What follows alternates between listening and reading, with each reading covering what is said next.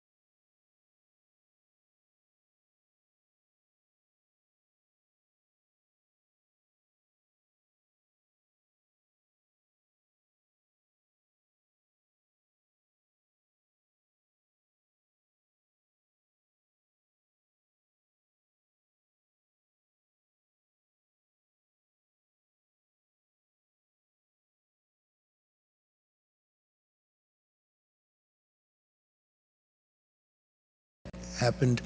They learned about it yesterday evening. The real answer of Kamala was very crazy or dumb. Nobody knows what, but it was bad. So they actually replaced it. Think of this. They've never done that for me. They actually replaced it with another answer, having nothing to do with what she said before. They took another thing that she said and they just lopped it in there. Nobody's ever seen anything like it. 60 Minutes, nobody's ever seen. And they wanted to make her look as good as possible, make her look better. A big problem in our country is the fake news. We have such fake news. I mean, I've had a recent thing where As an example, an Obama disciple named Peter Baker, he writes for the failing New York Times, he wrote a piece about me. And just one of the many things he said that was wrong, but he said that I would go around saying that I was honored here years ago as the man of the year or whatever. And I talked about how your car industry, this was long before, many years before I ran for president, maybe 18, 20 years ago. And he made the statement that that never took place, that honor never took place. I was never honored here, which was quite insulting, actually. And I didn't remember the specifics of it. It was 18 or 20 years ago. But he said it never took place. Very much like Kamala, she said she worked at McDonald's and she didn't. And I didn't want to get into that, so what I did is I asked my people, you gotta find it. When? It was like 19 years, 17, it was a long time, but I was honored. And guess what? They found it, I was.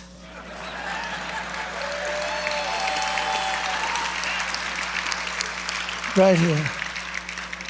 Nice looking young guy. No, it was a long time ago, so this was in, let's see, this was an update of the article that they originally printed. It says, Oakland County GOP to honor Donald Trump, former president, to speak at upcoming Lincoln Day fundraising dinner. And it says down here, the county party gave Trump the Man of the Year award at the dinner too, and he was honored as Man of the Year. So here's your article right here, Oakland Press, Oakland County GOP to honor Trump. And I have a man in the failing, fake New York Times, disgraceful paper. They ought to be ashamed. Whatever they say, believe the opposite. Who knows how long they're going to be around? It's killing our country. This kind of stuff, it's killing our country. It's really terrible. I want to thank the president of the Detroit Economic Club, Steve Gregorian, who's a very wonderful guy, as well as Congressman John James, Ambassador David Fisher, Michigan Senate Republican leader Eric Nesbitt. Thank you, Eric. It's great. Where's Eric? Thank you very much. How are we doing? I hear we're 4 points up. Well, how are we doing? Huh? Yeah, she says at least.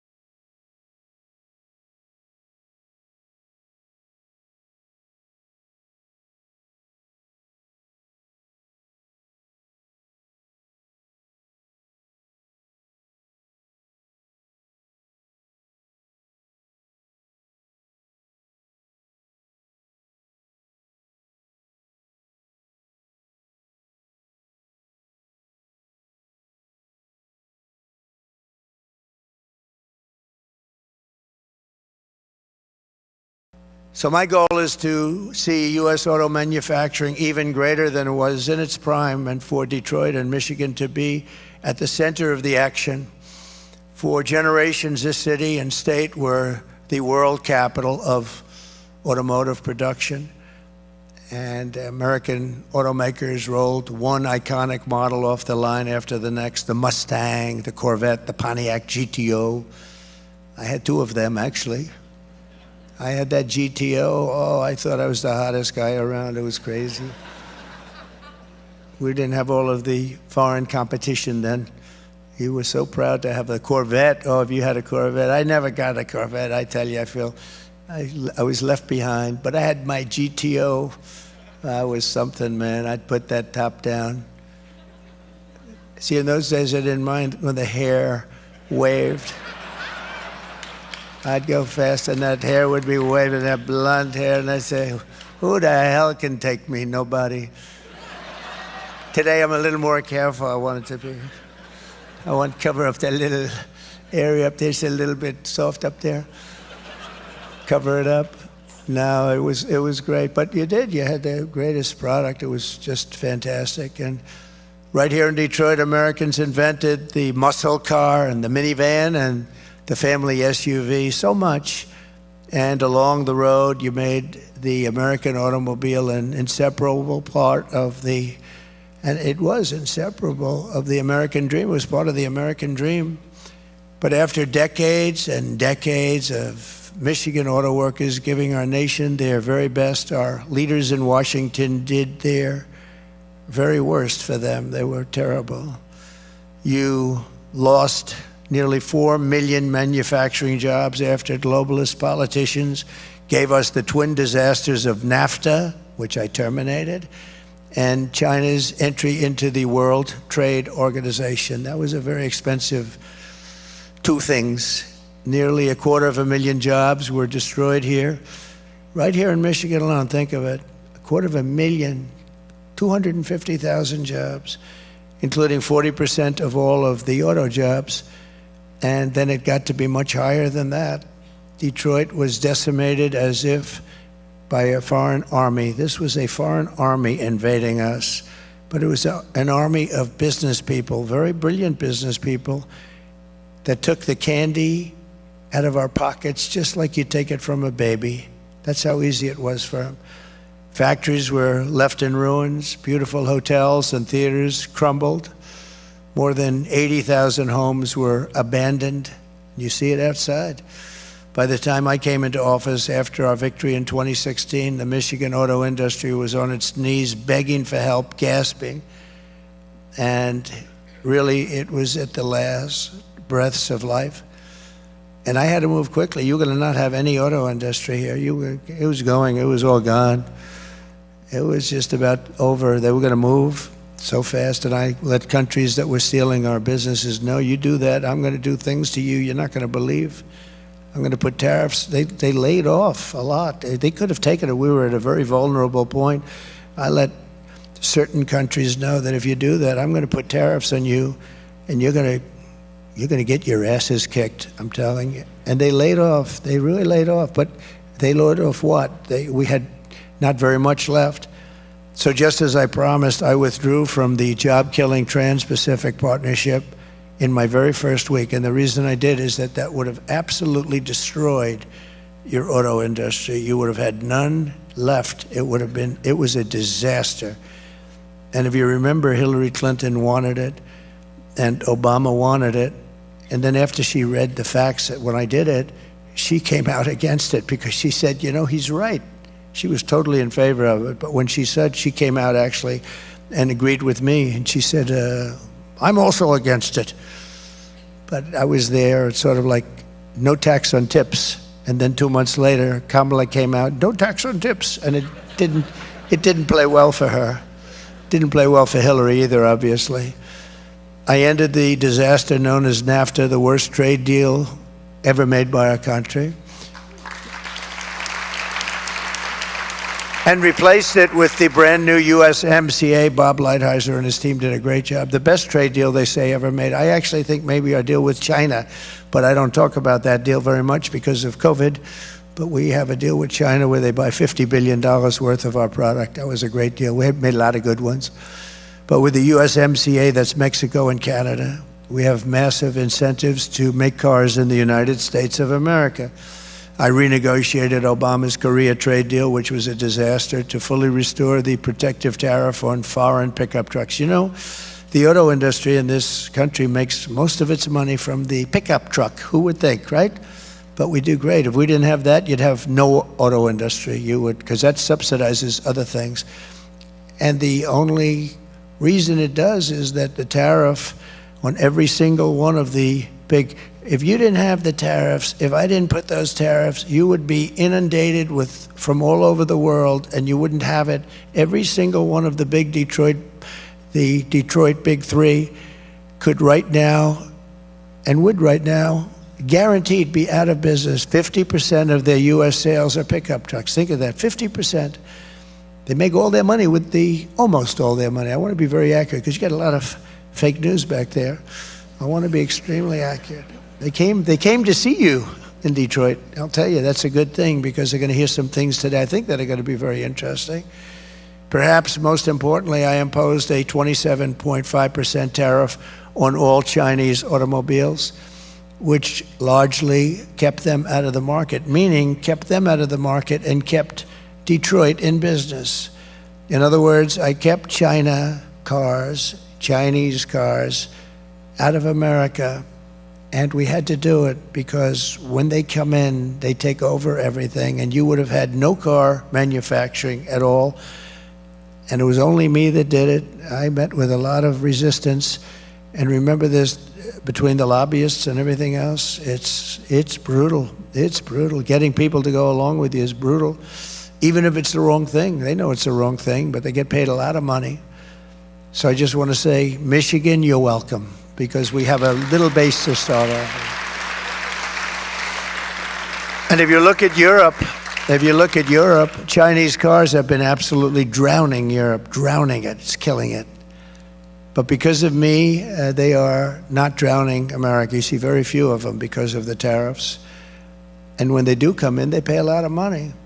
The Biden administration is thinking of taking that tax off. And if they take that tax off, you can wave goodbye to your auto industry. And you have the worst union leader probably in the history of, maybe in the history of our country for any business. I don't know him. Sean Fain is a disaster. But your industry would be gone very quickly. Under my leadership, we created nearly 500,000 brand new manufacturing jobs, including 30,000 auto manufacturing jobs right away. We saved it and we got it going. And that was nothing compared to what I'm talking about now, nothing. Because we had COVID come in that final period, and we had to focus on that. The share of cars sold that were domestically produced increased for the first time in many years. It actually, because it was going down, down, down. And since I left, wait till you hear those numbers. The U.S. trade deficit in automobiles dropped by $6.8 billion. Think of that. And I had to do it on the fly. We had to do it fast because you're going to have no industry whatsoever. Whatever you have now, and it's a fraction of what you used to have in the glory days. I call them the glory days. That was when we were the greatest in so many ways. U.S. Steel, look at it. They want to sell U.S. Steel to a foreign country. I'm going to not let that happen. I hope the deal doesn't close before then. I will not let that happen. We need our steel. You know, I imposed a tremendous tariff on China, and the steel, they were dumping steel all over the country, and our steel mills were going out of business, and I put a 50% tariff on, and that largely stopped it. And I think the people that like me the best are the steel people, because I saved their industry. We wouldn't have one steel plant in this country if I didn't do that. There wouldn't be one. And I had no wars, but other than I finished off ISIS very quickly. But I had no wars. But whether you have wars or don't have wars, when you have to make army tanks and when you have to make planes and everything else that you have to do is mostly steel. And we don't want to be in a position where we have a problem and we need China to help us out with steel. That could be a serious problem. Do you think they'd mind selling us some steel in the middle of a conflict? But I don't think we'll have a conflict with China. I think we'll get along with China, and I think we'll get along with Russia, and I think we'll get along with Ukraine, and I think we're going to get that one settled. And I think we're not going to have a problem with Israel, like October 7th would never have happened. Russia would have never happened. They would have never gone into Ukraine had I been president. But under Kamala, we are now in a manufacturing recession with manufacturing contracting in 22. Think of this, it got smaller. In 22 out of the last 23 months, it got smaller. We're losing jobs every single month. We've lost nearly 50,000 manufacturing jobs this year alone. Car sales are down by 38% since I left. The share of domestically produced cars sold has dropped significantly, and the U.S. trade deficit in automobiles has exploded by nearly $50 billion to an all-time high, the worst they've ever had it. Right now, your car industry is going out of business. It's going out of business. Nothing to do with me. I stopped that. I stopped Mexico, which is becoming the second China. I stopped Mexico from taking your car plants and moving them into Mexico and taking all of that business, making it in Mexico. So we lose all those jobs in Michigan and South Carolina and other places. We have many, Tennessee, we have many places. But I think in terms of this, because it's been so badly treated, this area, this state has been so badly treated by your politicians, your stupid politicians, what they've done to this state is incredible. And it would have been easy to stop, but half of them are paid a lot of money by a lot of a lot of people that don't care about the country. They care about how much money they're going to make, including lobbyists and others. Make a lot of money. You ever see the money the lobbyists make? They make a lot. But they give a lot of it away. I wonder who they give it to. But we're not going to allow this horror to continue. The 4-year-long nightmare for the American auto worker ends the day I take the oath of office, January 20th, it ends.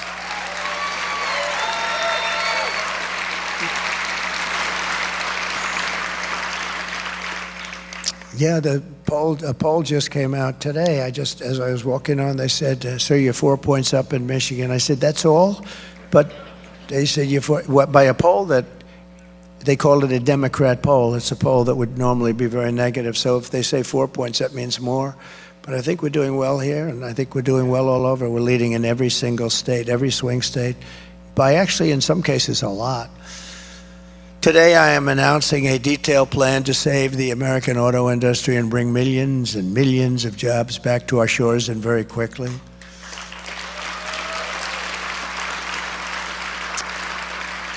If you vote for Trump, and you will see a mass exodus of manufacturing jobs, but from Mexico to Michigan, from Shanghai to Sterling Heights, and from Beijing to right here in beautiful Detroit. Wait till you see Detroit. And they'll also be going to places like South Carolina, Tennessee, and others. We have a lot of car-making states, a lot of parts-making states, too. And our car industry will have a renaissance, the likes of which we have never seen before in this country. We have never seen since the golden years.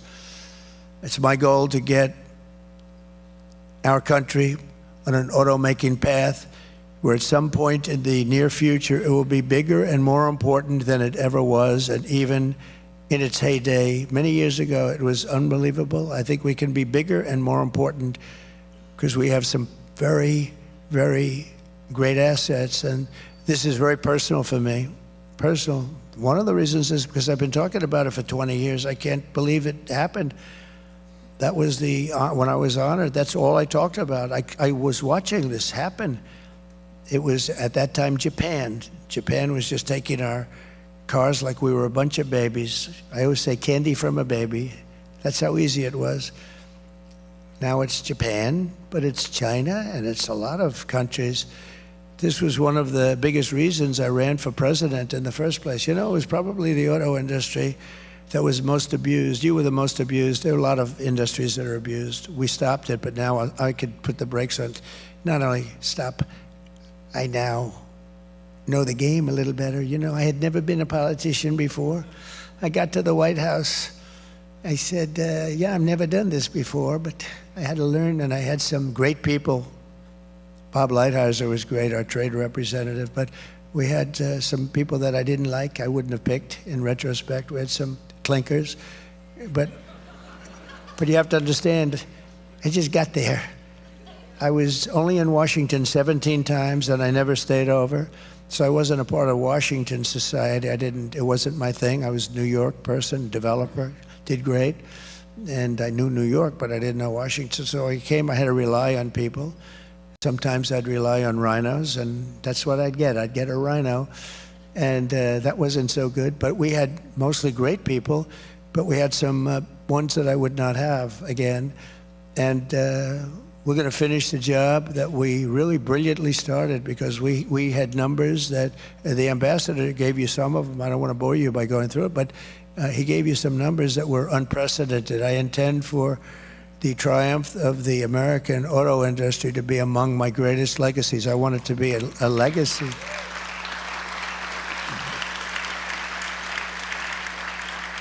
I want American companies to not only dominate the American market, but also the foreign markets as well. They buy so many of our cars. It's so horrible. But you know, they only buy them if they're made in their countries. China, I don't object. Look, President Xi was, and I would say is, a very good friend. We broke up a little bit. You know the way friendships break up? A thing called the China virus broke us up. I think that's understandable, right? Cost the world about $50 trillion and tens of millions of lives all over the world. I think that's a reason. But no, I've always had a very good relationship with him. Very, very strong, smart man. He's strong and smart, meaning he wants to take your auto industry, and so does every other leader of a country. They want to take your industry, all of our industry, and we're not going to do that. We won't let them play that game, and it's not even hard, and you'll understand that in a moment. I want German car companies to become American car companies. I want them to build plants in America. Otherwise, I'd rather not have their cars here. Instead of American workers worrying about losing their jobs to foreign nations, I want foreign nations to be worried about losing their jobs to America. That's going to happen. Going to happen. Going to happen. And I hope the Democrats will go along with us, but we'll get it done one way or the other. I hope they're going to go along with us. It's so good. It's like so many things they don't, like voter ID. Why aren't they approving voter ID? Democrats don't want voter ID. You know why? Because they want to cheat. But they don't want to, I say, oh, they don't. When I first thought, I thought I was seeing things. I thought I was like, I didn't hear that when I first started this whole, that say, the Democrats will not approve voter ID. And it's only gotten worse.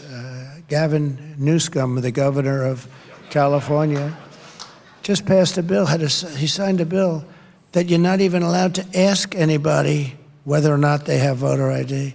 Not only can't you use it, you can't even ask. I think it's a crime or something. I could ask the Secretary of State. No, I think it's a crime. I think it's a crime if you ask somebody, do you have ID, voter ID? Let's lock that guy up. In other words, it's not a crime to vote illegally, but it's a crime to ask whether or not. There's only one reason for that. You know the reason? Cheating. They want to cheat. It's only one reason. It's crazy. No country in the world has a policy like that. Mail-in voting is all gone all over the world. All these things that we still fight over, they're all gone. So we have to win a big election, and we're going to straighten it out. But we got to straighten it, because you have two things. You have borders and you have good elections. You got to have them. And it would be nice to have a free press, which we don't have at all. We have a terrible press.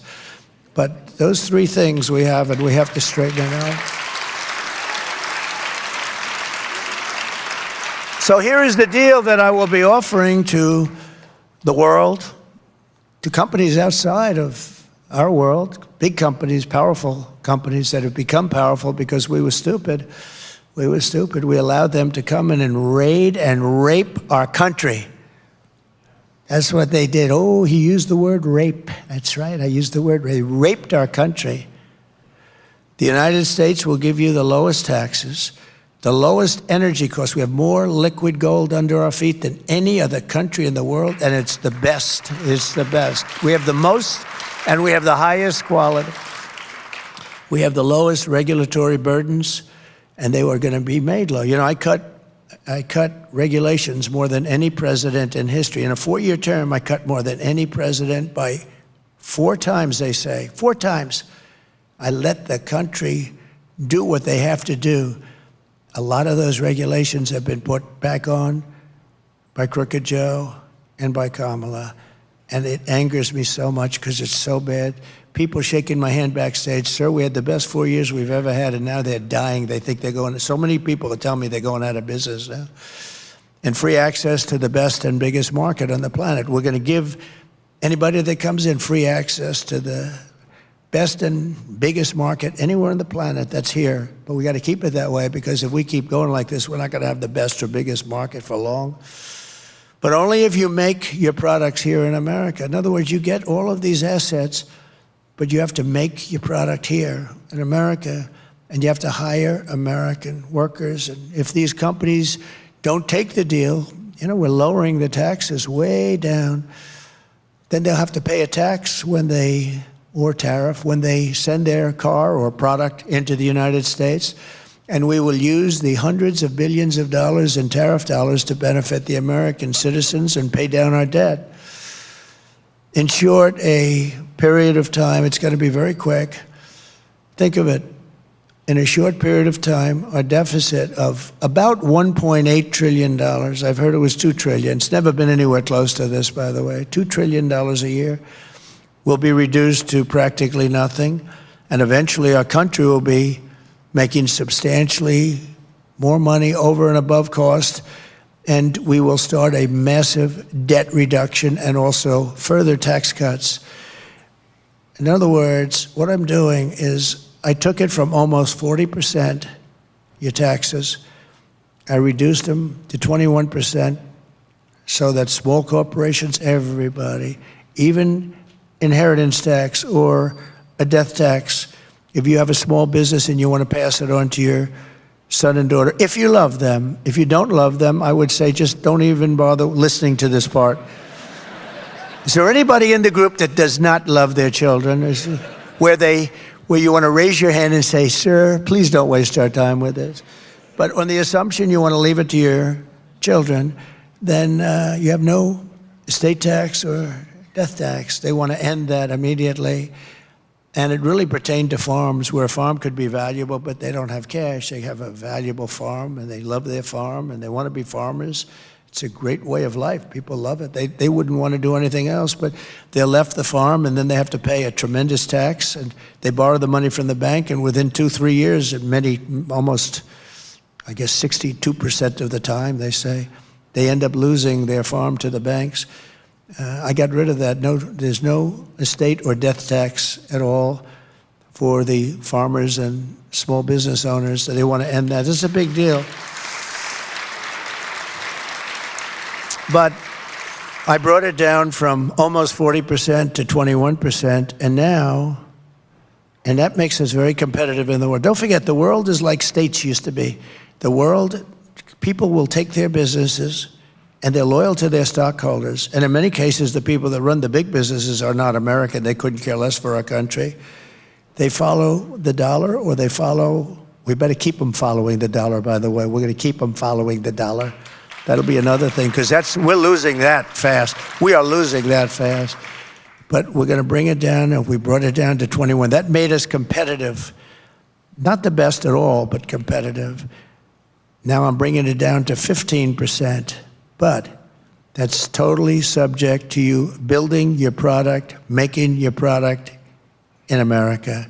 And I had calls, so we're getting it down to 15, and now you're just about the most competitive, other than certainly for a big country, but you just about the most competitive at 15. That's the beauty. They're going to all move back. They're going to all move back. They're all coming back, and then we're going to protect them so they don't get hurt with tariffs on people that aren't building here. and they're going to come in and they're going to build here because they don't want to pay those stiff tariffs. So we will build this policy, and it's called Build It in America plan. It's Build It in America because when foreign leaders and CEOs call me up to complain about our tariffs, my answer will be very simple. Build it in America. You don't have any tariffs. Build it right here in Detroit. You don't have any tariffs. Build it in Dearborn or Lansing or Grand Rapids or Flint. You don't have any taxes. You don't have any taxes or tariffs or anything. So we're going to take that. We're going to take that. Remember, we started at 40. Everyone said, you'll never get it down to 30. I got it down to 21. And that caused the biggest renaissance in the history of our country. We had the greatest period of success in the history of our country. We did more revenue at 21% than we did at close to 40%. People were going wild. Businesses were flourishing.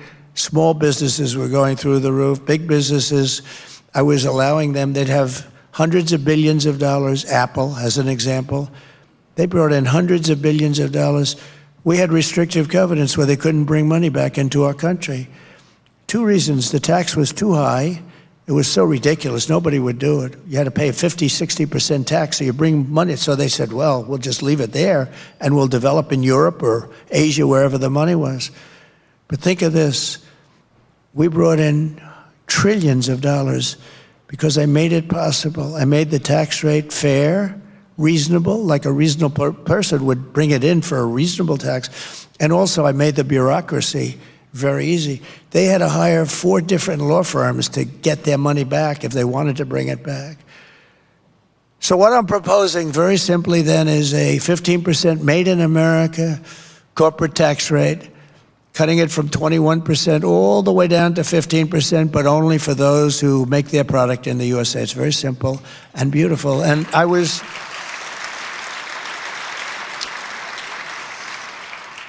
called by a couple of the top people on Wall Street. I sort of know a lot of them. They said, who gave you that idea? It's so simple. I said, you know, it's a great idea. I have another one coming up for you that you're going to like just as much. You're going to love, maybe more. Oh, you got a big one coming toward the end. I want to save it for the end. This way you're going to stay around and you're going to be so happy. It's just pins and needles you're sitting, right? No, I have one coming that I think is just incredible. But this is something that is going to revolutionize our country, because it's not only auto companies, it's also others. But I think in particular, this is going to be something that is going to really lead to the renaissance in Detroit and in our country, but in Detroit. This place will be booming. This place is going to be booming. And when you couple that with what I'm going to say in a little while, it's going to really be booming. So US-based car makers and manufacturers will also be rewarded with expanded research and development tax credits, very substantial, where they will be able to write off 100% of their cost of heavy machinery and other equipment necessary to build a plant. In the first year, and full expensing for manufacturing investments, and all helping to build these sprawling state-of-the-art plants. Our country needs to be an industrial superpower in the world. I have a friend who makes plants. He builds plants. That's what he does better than anybody in the world. And I said to him, he's a supporter, actually. I said to him, I want to see a plant. I want to see a really great auto plant. Where would we go? Let's go see one. And he said, well, we'll have to go to Mexico. I said, what? We have to go to Mexico. I said, I want to see Mexico. I want to see here. He said, well, the big ones are really built in Mexico. They're building some really big ones right now. You know, your stupid union leader, Sean Fain, or whatever the hell his name is, this stupid guy. He's playing around all electric cars, everything else. Did you see your numbers in the last few months? What's happening? You're losing your whole business. They're building the biggest plants in the entire world. This guy builds them. That's what he's good at. If you said build an apartment, he wouldn't want to do it. He couldn't do it, but he can build an auto plant. All the top of the line, all automated. You press a button and the plant opens up. Biggest in the world. And you know who's building them? China. They're building them at levels that nobody's ever seen before, right across the border. And they think they're going to make cars there, and they're going to put you all out of business, and they're going to sell them across the border, and they're not going to have a tax. No, they're wrong. They're going to pay a 100% or maybe even a 200% tariff, because we're not going to let them come in to our country and destroy what's left of our auto industry, because it's a failing industry, just like it's a failing country right now. We're a failing country. You know, we're a nation in decline. I hope you know that. Doesn't make me feel good to say it, but we're not going to be a nation in decline for very long. Perhaps the most important element of my plan to make America extraordinarily wealthy, again, has to do with reciprocity. It's a word that's very important in my plan because, you know, we generally don't charge tariffs. I started that process. It was so great with the vans and the small trucks, et cetera, I told you about. But we really don't charge. I mean, China will charge us a 200% tariff. Brazil is a big charger. The biggest charger of all is India. India is a very big charger. We have a great relationship with India. I did, and with especially the leader, Modi. He's a great leader, great man. Really is a great man. He's brought it together. He's done a great job, but they probably charge as much. I mean, I think they probably charge more than, in many ways, China. But they do it with a smile, you know. They do it sort of a nicer charge. They say, oh, thank you so much for purchasing from India. Harley Davidson came to the White House a long time ago during my second year, and I met with them. And they were based, I guess, in Wisconsin. And I said, how's business? Good, good. What are the bad countries? Well, India is very tough, and they gave me some others. Why? Tariffs. I said, why, what are they? And they had said like 150%, some massive amount. I said, so do you sell many motorcycles? And because you'd think people want to buy a Harley, right? Anyway, no, we sell very few in India, but they want us to go there. They said, if you go there and build your plant there, we're not going to charge you anything. I mean, you can do whatever you want. I said, I don't like that. And lo and behold, I see they went and they built the plant, and now they do their business with India. They probably do it outside of India, too. Plenty. They built a very big plant. Many countries, they do that. And then all of a sudden you hear that they're leaving Milwaukee or they're leaving wherever they may be located. It's very sad to see it. And it's so simple. I mean, you know, this isn't like Elon with his rocket ships that land within 12 inches on the moon where they wanted to land. Or he gets the engines back. That was the first I realized. I said, who the hell did that? I saw engines about 3-4 years ago. These things were coming, cylinders, no wings, no nothing. And they're coming down very slowly, landing on a raft in the middle of the ocean someplace with a circle. Boom. Reminded me of the Biden circles that he used to have, right? He'd have 8 circles and he couldn't fill them up. But then I heard he beat us with the popular vote. I don't know. Couldn't fill up the 8 circles. I always loved those circles. They were so beautiful. They were so beautiful to look at. In fact, the person that did them, that was the best thing about the level of that circle was great. But they couldn't get people, so they used to have the press stand in those circles because they couldn't get the people.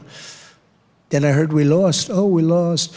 No, we're never going to let that happen again. But we've been abused by other countries. We've been abused by our own politicians, really more than other countries. I can't blame them. We've been abused by people that represent us in this country. Some of them stupid, some of them naive, and some of them crooked, frankly. But interestingly, it's often those allies that we consider to be friends that have been the greatest abusers. We have some great abusers. I'll give you an example. The European Union sounds so nice. The European Union of countries. Oh, it's so nice. They're brutal. We have a $200 billion deficit with them, now higher than that, 250 something. And like I asked at the time, Angela, how many Chevrolets do we have in the middle of Berlin? Oh, I do not know. Perhaps none. You're right, Angela. You're right. How about Frankfurt? How many do we have? How many Fords do we have in Frankfurt? Oh, I don't think any. And yet they send their cars to us like a bunch of dummies we are. BMW, Mercedes, Volkswagen, by the millions and millions and millions, and we're not doing that. We're not doing that crap anymore, okay? Now they're gonna have to play by our rules. They're gonna have to play by our rules. But China, of course, was the biggest abuser. I mean, they were a professional abuser. They did things to us, and they go down as a developing nation. We are a developing nation. Well, we're a developing nation, too. Just take a look at Detroit. Detroit's a developing area, a hell of a lot more than most places in China. So we're not going to let this happen any longer, and I don't think it'll be possible for bad politicians to stop it. I don't think so, because we've suffered too long and too hard. And I fixed much of it during my 4 years, but felt that during the COVID period, it would not be the right time to be doing this with countries. I renegotiated with Japan, I renegotiated with South Korea, I renegotiated with many. But, you know, with the COVID, everybody was just literally devastated by that scourge. It was devastated. It was not the right time. So I had to slow it up a little bit. I was hitting them really hard. Shinzo Abe was great. He was assassinated. What a great man he was. But I went to Shinzo. I said, Shinzo, we have to. I got to know him very well. He was really a friend of mine. He was a great man, actually, loved by the Japanese people. He got sick. He had to take a leave of absence for a period of time, but he was going back, and he would have gone back and easily gone back. And he was just getting ready to do it. He was much better. I think he was probably cured of what he had. And he was going back. But I said to him, Shinzo, we have to talk about trade. I'm sorry to bring it up, but I'm sorry. This is the most one-sided deal I've ever seen. You send millions of cars to us, and we can't send you a car. They didn't accept any of our cars. You send all of your farm products to us, and you don't want to accept our farm products. I'm sorry, Shinzo, we're going to have to negotiate something. He looked at me and goes, I know. I said, what do you know? He said, well, I know that you were going to be coming back to me, and I know that it hasn't been fair. I said, well, how did it happen? He said, well, we'd ask for things, and the Americans would agree to it. Your representatives, your presidents, Republicans too, by the way. I'm not talking just Democrats. He said we were friends. He would say this. I probably wouldn't say it if he were around, because it's not very nice, but he told the truth. He said, I said, how did you get these deals? He said, we would ask, and they would approve. And we were amazed ourselves, but I knew you'd be coming to see me. And I said, I have to see you, Shinzo. And we made a new deal with Japan, but we were stuck with an old one, so I couldn't negotiate as good as I normally would. But we made it palatable, and we were going to really make it palatable when this one came up. But he was great. But he looked at me, I'll never forget it, quite. He said, he called me Donald. Donald, I knew that you would be coming back because I knew that you understood it. But he also said that other people didn't. It was, actually it was quite sad, actually. And it's that way. I would look at these deals and say, who negotiated these deals? They were so bad. It's amazing that we even exist, but we have 36 trillion in debt. We do have 36 trillion, we can't forget that. So it's not like, oh gee, that's been, we've been a little bit unlucky or something. No, we've been just, for years and years and years, we've been accumulating. We'd have these deficits that are monstrous. We had 5, 6, 7, 800 billion deficit with China, just alone with China. And today it was announced we have the highest deficit we've ever had, almost $2 trillion, think of that. We have and we have the highest deficit we've ever had with China. And that won't last long. It's not going to last long. We'll be able to do something about it. Because China wants to do business with us, but they think we're stupid. They think we're stupid people. And then they see our president, and then they see a person that is representing the Democrat Party and got no votes and was the first one out. She was the first one out. Think of it. She was the first one out. She never made it to Iowa. 22 people running, and she was the first one to quit. And now she's running, and it's all right. But nobody's ever had to run against two people before. First, I had to run against him. Then we had the debate, and his numbers weren't good, and he, looked like he was going to lose. So they said, "You're going to lose, and we want you out." And eventually, he agreed to go out. He didn't want to. He's a very angry man, by the way, and he hates her. And then it was a question. They have a person in the state who some people talked about. They had a lot of people, but they had about 12 people, and they put her in. 12 people plus her. She was number 13. She was rated number 13, too. They had 12 people that they wanted more, but they didn't want to be politically incorrect, and they chose her, and we're running against her. But if she gets in, it'll be a disaster for this country. Basically, if a country or any country is charging us tariffs, very important, reciprocal. If they're charging us tariffs for a certain product or tariffs at all, if they're charging us tariffs at all, which almost all of them do, then we will likewise charge them tariffs, and we will quickly reciprocate. In other words, we have countries that are charging us 150% tariff, and we charge them 2%. And I actually went to a politician, a senator from the great Commonwealth of Pennsylvania. You'll figure out, because he wasn't able to run because I wouldn't endorse him, because I called him the anti-tariff person. I thought he was not a bright person. And he was one of the few that said, no, we cannot charge tariffs. I said, but they're charging us 150%. So can we charge them 100%? Sir, no, we can't. Why? It's not free trade. I said, really not free trade? Well, what about them? No, sir, it's not free trade. Can we charge them 50? They're charging us 150. Can we charge them 50? He goes, no, sir, it's not free trade. I said, you're either the dumbest human being I've ever met, or you're a crook. One or the other. And he's no longer a senator. He decided not to run. But I think it was a disgrace. I had a lot of problems with him. But basically, one of two things will happen. They're going to call us, or I will call them and say, look, we can continue to play this game, or we can save a lot of energy and pain and bookkeeping, and we'll just all drop the tariffs. Right? We'll just all drop the tariffs. Or we can get paid royally every time a shipment of their goods comes to our shores, and we'll make a lot of money. One way or the other, we win.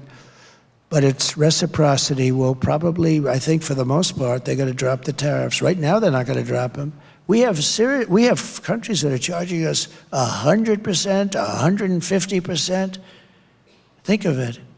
And we charge them nothing. It's been a pillaging of our country. It's been a terrible, terrible thing. This has been going on for a long time. I started changing it a lot fast. I changed it with a lot of countries. There are a lot of countries don't like me. I get always bad publicity. This one doesn't like me. Germany doesn't like me. A lot of countries don't like me. They say, who do you like better? Sleepy Joe Biden or Trump? Oh, I like Biden better. Yeah, because he let them do what they're doing. He doesn't have a clue, the guy. He just goes to sleep at 4 o'clock every damn day. He doesn't have a clue. And he's destroying, they're destroying our country. You see, that's the real threat to democracy, stupid people. That's the threat. Our biggest threat to democracy is stupid people.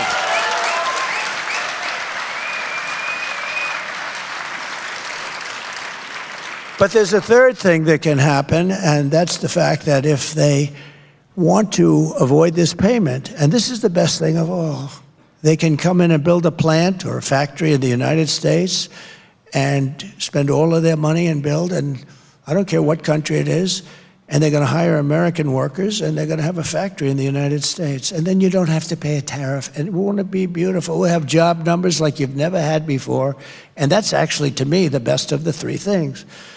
So it's a very simple thing to understand. And they've been doing it for years. But they do it very quietly, and they do it intelligently, and a lot of people don't see what they're doing. As an example, you want to sell cars in China, they tell you, build your plant in China. If you don't build the plant in China, we're going to charge you a tariff that, you're never going to pay it. So a lot of people go over to China and they build their plant. The only question I have is, where do we stop with reciprocity? Because frankly, we have much more to offer. And they've been screwing us for so many years that we're allowed to get some of that back. So I say, do we want to stop on an even basis? We won't do this, we won't do that? Or do we want to stop on a basis, you don't do it to us, but we're going to still do it to you a little bit? And that's where I am, I think. And in a way, they owe it to us, In a way, they owe it to us, because they've been taking advantage of us for decades. And in a way, and it's injured us. We're injured. We're an injured country from trade. And, with NATO, when I got there, 28 countries they had at the time, and only 7 were paid. The rest of them weren't paying, or they were paying a smaller amount than they were supposed to pay, including Germany, by the way. Germany wasn't paid, can you believe? Because they said, we're stupid. We're going to take care of them anyway. Why should they pay? A lot of the countries felt that way. And I made them pay. I said, you got to pay. And one person at a very closed meeting, press knew about it a little bit, but they never reported it because it was a good thing, not a bad thing. So naturally, you don't hear about that. But it was at a meeting, and he stood up, the head of a country, of one of the countries.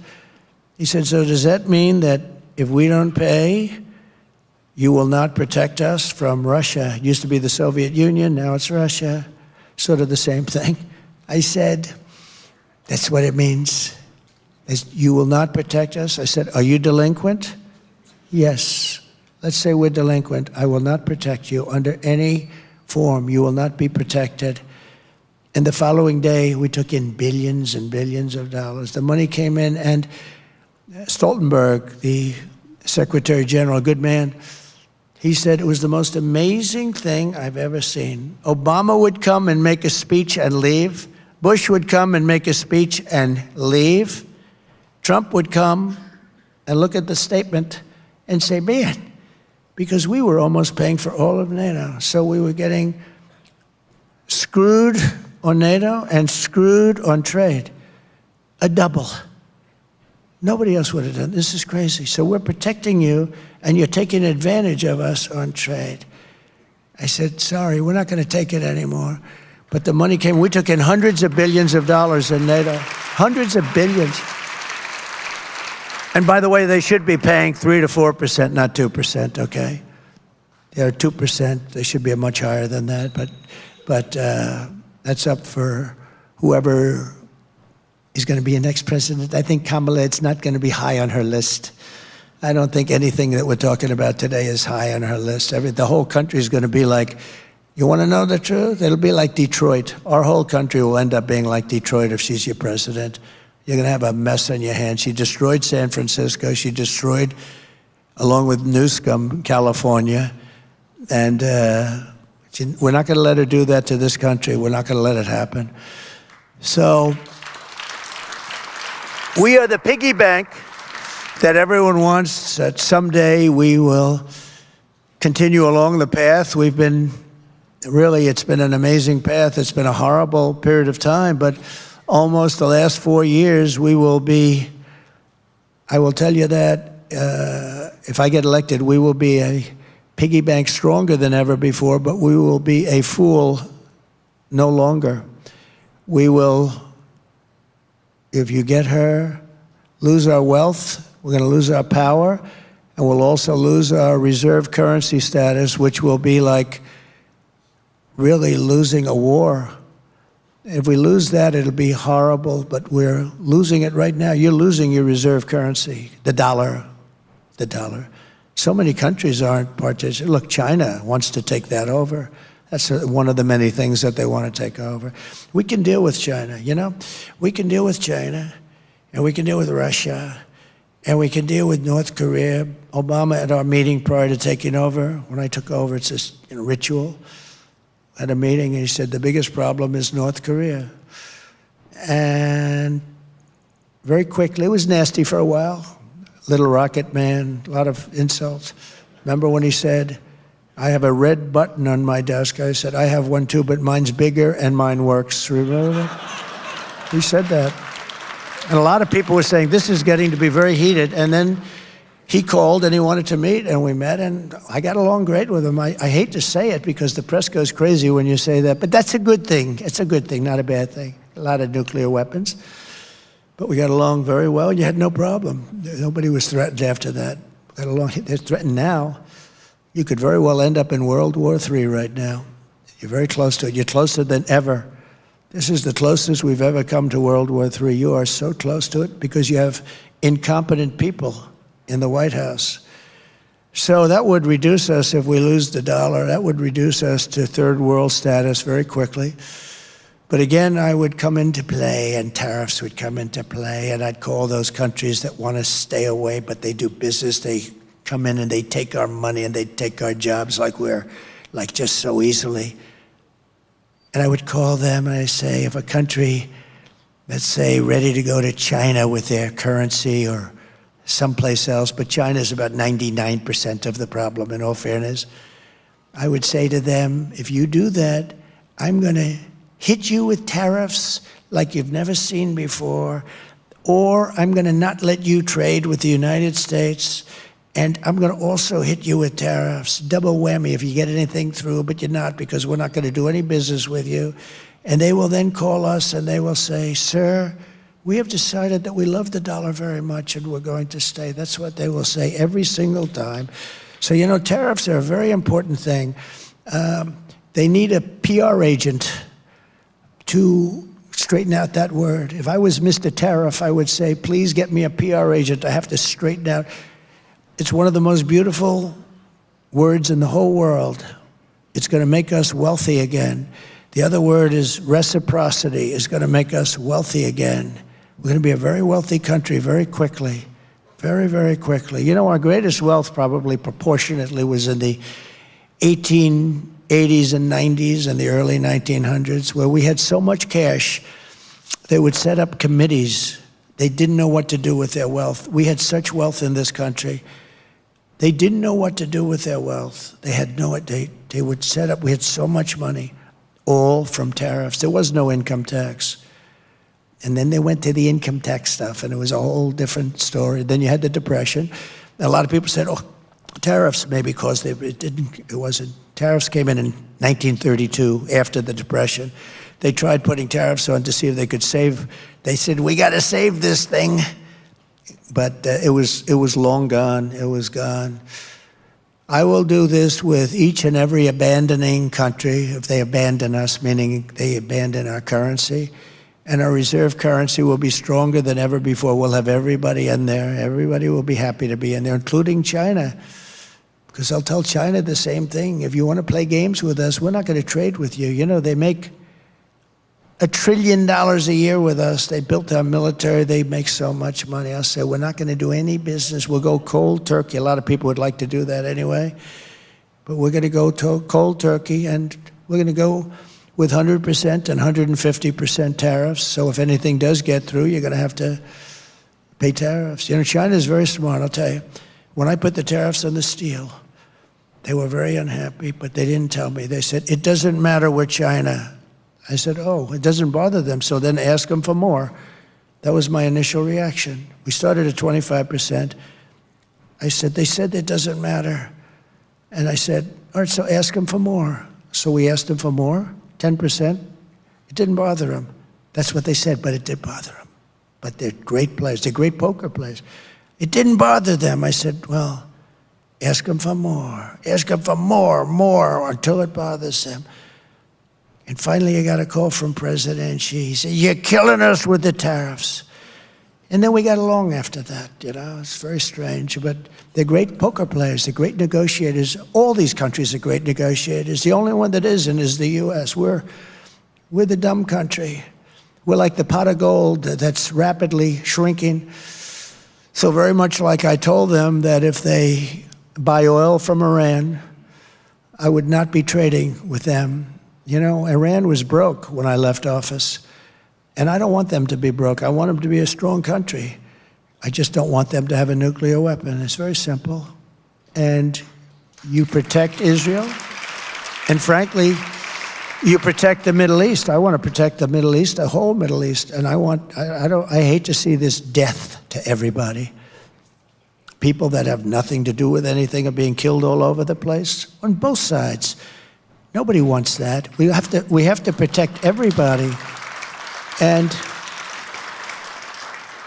China didn't buy any oil. I said, if you buy 1 barrel of oil from Iran, 1 barrel, I said, then you're going to not do any business with the United States, and we're going to impose tariffs if you do get something through, very substantial, over 100%. And they said, we'll pass. I told this to President Xi. He said, we'll pass. They didn't do any business, and Iran was, and I said this to many countries, by the way, not just China. And I mean, many countries treat us worse than China. You want to really know the truth, but China seems to be the one we talk about. But before I came along, nobody talked about China. They had a free pass. They were going, you know, run silent, run low, right? You know that expression? Submarine. Nobody knew. But I woke up our country a little bit. But Iran was broke. They had no money for Hamas or Hezbollah. And I didn't want to see them broke. I want them to be thriving, but I just had to negotiate. The only problem was, he was the only problem. The election took place, and it was very shocking to a lot of people. And when they took over, they didn't do anything. They didn't do anything. They actually did the opposite. They allowed everybody to go and buy oil.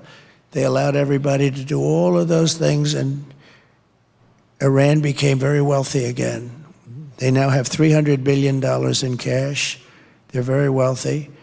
They control Iraq, which was a stupid move, going Iraq. I remember I said, don't do it, don't do it, don't do it. But I said it as a civilian.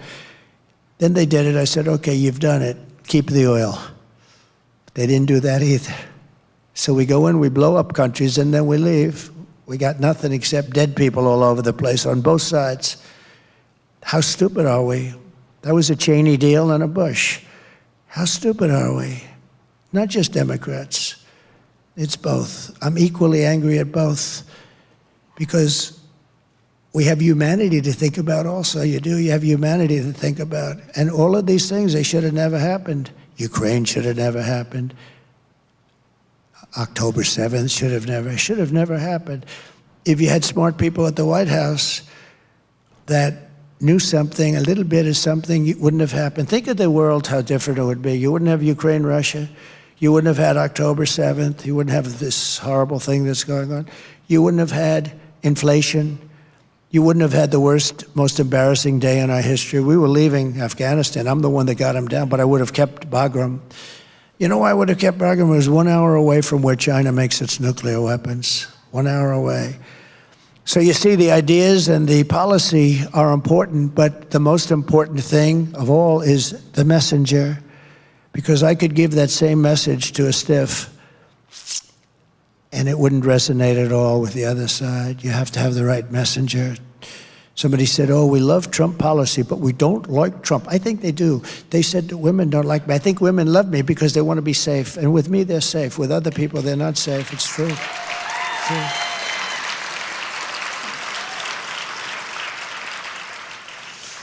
So remember, I want tariffs, but a very, very big, easy, and uncomplicated part of it is reciprocity, because that comes along with it very simply.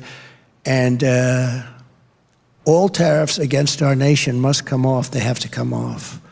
They got to come off immediately, because we're going to meet them with an equal tariff, and they will come off for the most part.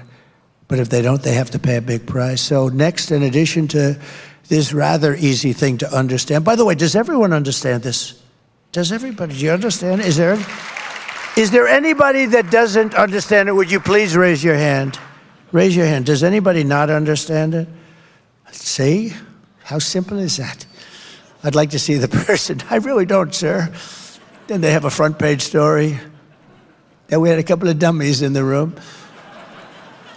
But we will implement further protections for critical industries that are fundamental to our national interests, and those include, above all, steel and the car industry. The car industry is critical to us. We can't fight a war if we can't make cars and trucks and engines and transmissions and drivetrains. Surrendering our car industry is not an option. We have to make our car industry brilliant again. We have to make it bigger. I'm going to make it bigger than it was ever before. Now, I'm going to make it very quick it's going to go, but to bring it to that level, I guess I'll need a little more time, but I won't have that time. But I'm going to hand it over to people. We're going to make this country so strong, and it's going to be so much easier to run. And I think we're going to end up actually having a lot of support from the other party. I really believe that. I think it's too basic. It's too basic. So as I said, China is currently building gigantic auto plants in Mexico, and they think that they're going to sell all of these cars into the United States, which would destroy Michigan, totally destroy your state. But it's not going to happen. Not going to happen. Not even close. They might as well stop building the damn plants. They are giants. Sir, you really have to see them. I said, I don't want to see them. I will impose whatever tariffs are required, 100%, 200%, 1,000%. They're not going to sell any cars into the United States with those plants. They're building them close to our border so that they can have easy shipping, because they're used to having stupid people to deal with. We're not going to let it happen. Those jobs are coming back to Michigan, and they're coming back to other states, and they're coming back to our country, and they're going to make America great again. That's it.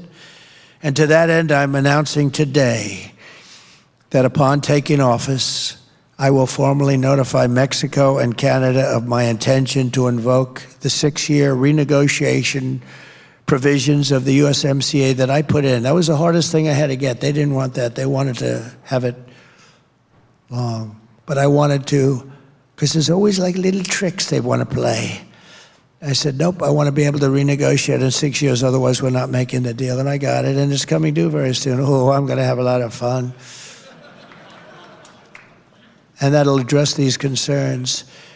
And it will also seek strong new protections against transshipment so that China and other countries cannot smuggle their products and auto parts into the United States tax-free through Mexico, to the detriment of our workers and our supply chains. They smuggle this stuff in. They don't pay anything. We're going to have very strong language on that. It's not hard once you know about it, but no politician knows about it. You know, and when they signed the NAFTA deal, there were some mistakes made, typos, like typos. There were mistakes made, and they were going to take care of it the following day. 30 years later, they said, whatever happened? Like mistakes like on the numbers, you know, which were always against us. Nobody ever did anything about it except me. I terminated NAFTA. That's a pretty big thing. A lot of people said it would be impossible to do. I got it done. And we have a great deal. Now what we have to do is make it much better even.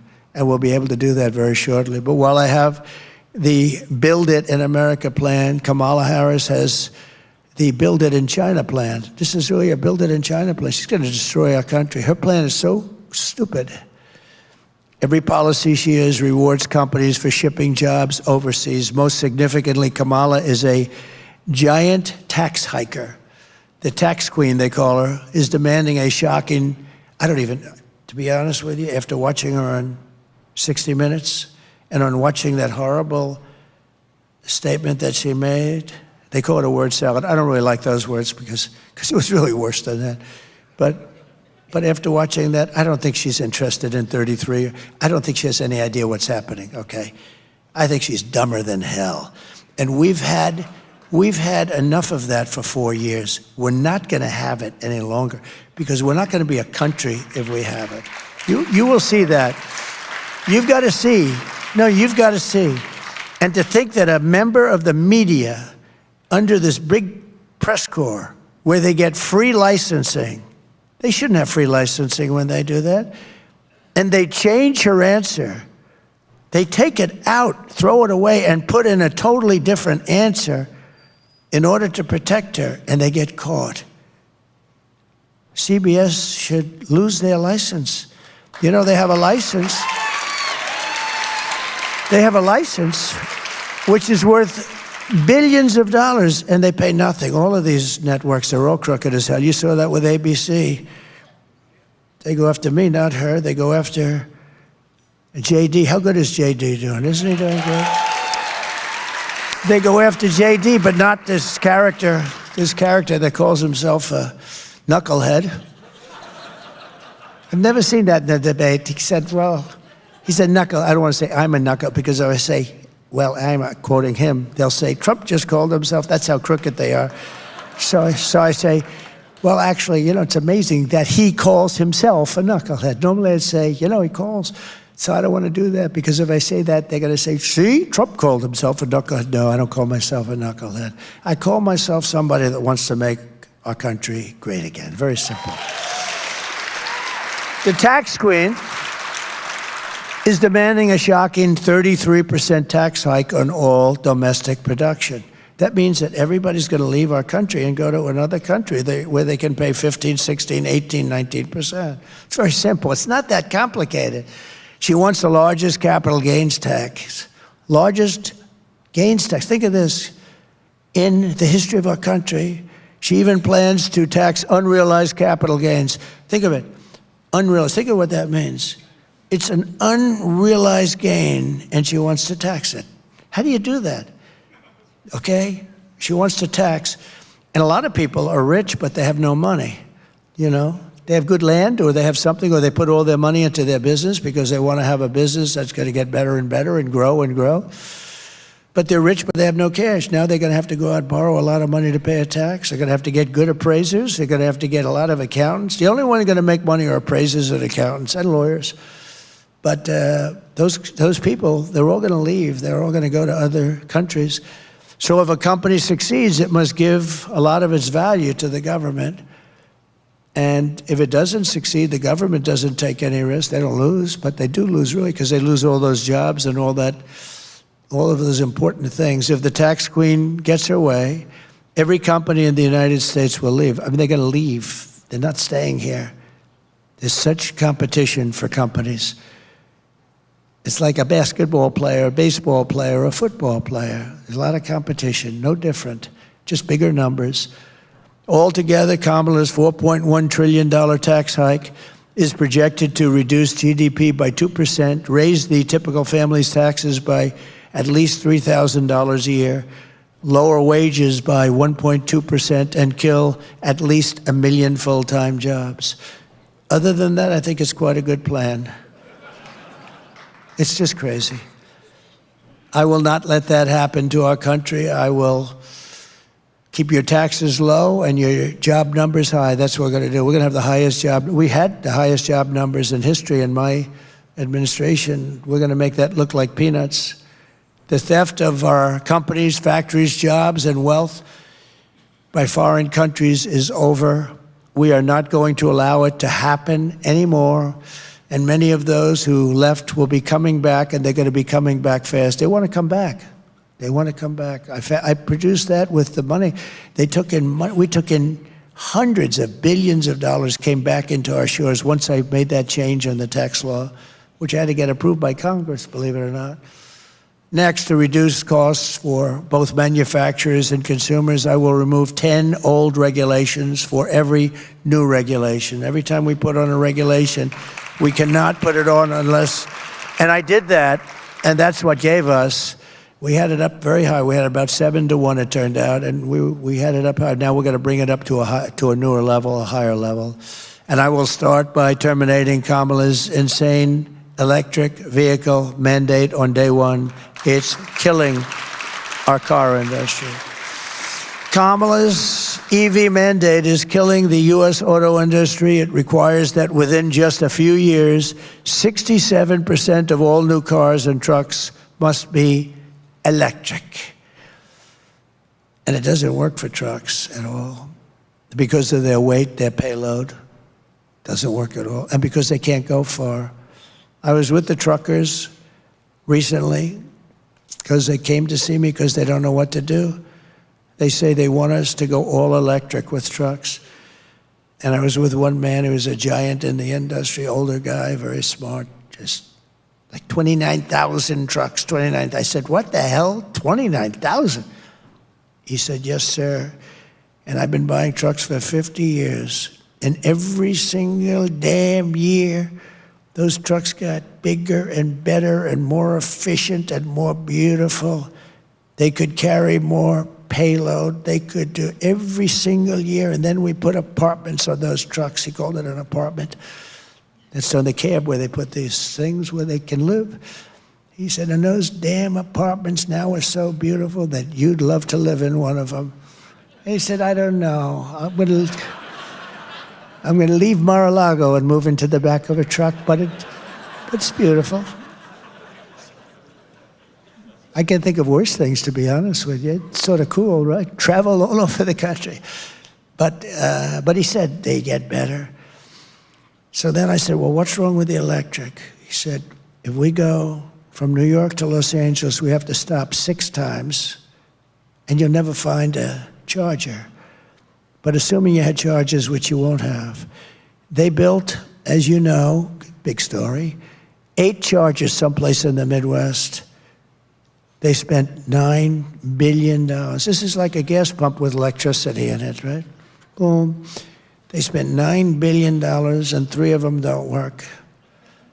Now, if you did the whole country at that rate, it would cost you $10 trillion, $10 trillion. But they said, we have to stop 6 times, and they're long stops, much longer than fill it up like a tank. He said, with a big load of diesel, we can get all the way, and we can even start coming back without a stop. And the truck gets lighter as you go along. The other thing he said that people don't know is that an electric truck would be 2.5 times heavier, because batteries are very, very heavy. And that would mean you'd have to rebuild every bridge in the United States of America, because they're not designed for that kind of a weight. So every bridge in the United States would have to be rebuilt. And also, he said, a couple of other little problems. He said the battery is so big it would take a lot of our payload. We'd lose 40% of our payload. We'd have to have battery in there instead. I said, so when you tell them this, if you're a child and somebody said that, you'd say, okay, let's think about it in 10 years or 20 years from now. Doesn't work. He said, we tell them, they said, we don't care, just you're going to order all electric. This is like a dictatorship. These people are sick. Now they want to make our army tanks all electric. I saved the army tanks up in Ohio where they make them. And because I hated the fact that they were closing it. When I was president-elect, I got called from the great Jim Jordan, congressman from Ohio, in Lima. They have a plant that manufactures the army tanks. They were going to close it. And I went there, the complexity, the talent, the people they had working there was incredible. And I said, we're not closing this plant. And now it's the #1 producer. It's incredible. But now they want to make army tanks that are electric, because they want to go into a country and blast the crap out of it in an environmentally friendly way. Now, these people are crazy. And the problem is the electric battery is so big and so heavy that it would have to be in like a wagon that a child pulls. Behind the tank, they'd pull in a battery. And it would have to be, and it doesn't work. They want to make everything electric. And yet, think about it. They want to make everything electric, and I'm a big fan of electric. I think it's great. There are certain applications. I mean, Elon Musk endorsed me powerfully, okay? We love him. And and his product is incredible. In fact, he's doing a new product today. It's got no steering wheel on it. Do you know that? He's out in some place announcing a new product with no steering wheel. I said, well, that wouldn't be for me, but is that really the future? He knows. I'm giving him full credit. I think he's incredible. He gave me the most powerful endorsement. He was in Butler with us the other day. You probably saw that. And it was great. He said he said America will never survive if Trump doesn't get in, because he knows the alternative. It's 2 people. It's like the alternative is not acceptable. He's a strong guy, smart guy, brilliant. But among other things, he does the Tesla, and it's great. But it doesn't mean that everybody has to have that. And I tell a story about him. I'm very close to him. I have a lot of respect for him. I think he respects me. He gave me the strongest endorsement you could ever get. But, you know, he never once came up to me and said, you know, could you stop knocking electric cars? Because I don't knock them. I think they're incredible, but it's for a group of people. I love them. I think they're great, but, you know, it's for a certain group of people where they might work even better. But not everybody, because some people want to go long distances. They will cost more. You have the fact that they probably are going to be made in China. Remember this, I said, we have more oil and gas. We have more liquid gold under our feet. So why would we do the batteries? Where China has that, we have liquid gold. So we want gasoline-propelled cars. But it's even worse than that because Kamala also co-sponsored a bill to impose a 100% ban on the sale of all new gas-powered cars and trucks. So she's going to ban them, which would kill an estimated 200,000 U.S. auto jobs, including almost every job that you have in a place called Michigan. How do you like that idea? She has a ban. She has a ban where we're not going to allow them to be made. And honestly, for some like I'm telling you about the Army tanks, I'm telling you about trucks, the battery's not going to work. It's not going to work. The electric's just not going to work. Maybe in 20 years, 30 years, who knows?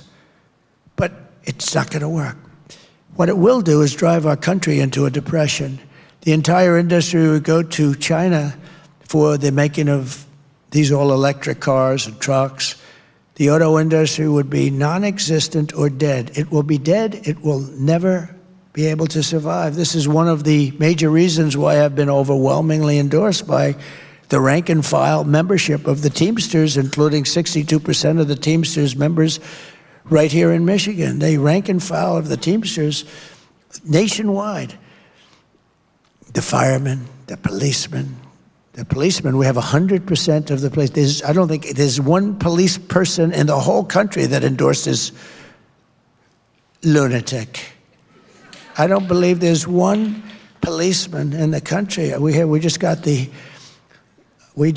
400,000 group of police. The Fraternal Order, it's the biggest group in the country. But we've got just about every sheriff's group, every law enforcement group is because we're going to stop crime. She's not going to stop crime. She wants open borders. She wants people to pour into our country and destroy our country and to move into your little towns and cities and your big towns and cities too and destroy our country. She wants open borders. They put a little trap out there a couple of months ago. They made it a little bit tougher, but they didn't stop airplanes from flying in with hundreds of thousands of people coming into our country.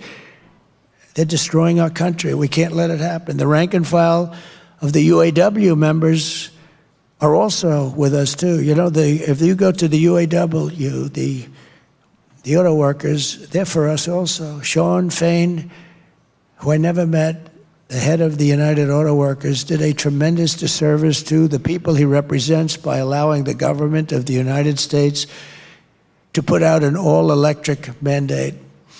Because after I terminate the mandate, my first day in office, I will terminate it on my first day.